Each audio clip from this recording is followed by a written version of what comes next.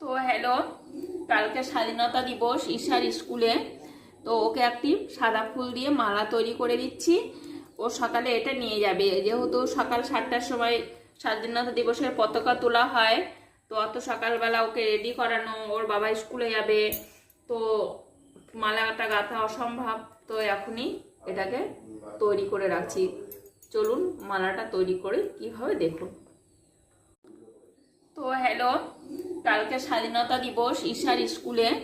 তো ওকে একটি সাদা ফুল দিয়ে মালা তৈরি করে দিচ্ছি। ও সকালে এটা নিয়ে যাবে, যেহেতু সকাল 7টার সময় স্বাধীনতা দিবসের পতাকা তোলা হয়।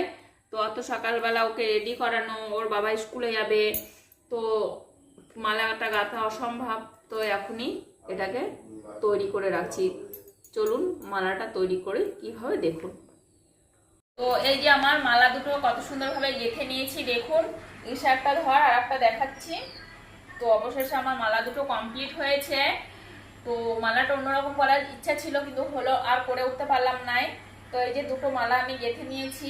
মালা গাঁথাটা আপনাদের দেখানো হয়নি, ফুলগুলো কেটে নিয়েছি সেটা দেখিয়েছি।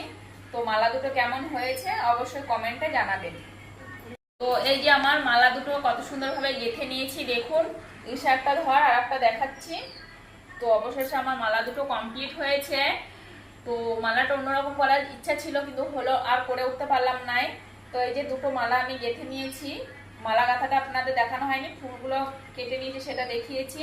তো মালা দুটো কেমন হয়েছে অবশ্যই কমেন্টে জানাবেন।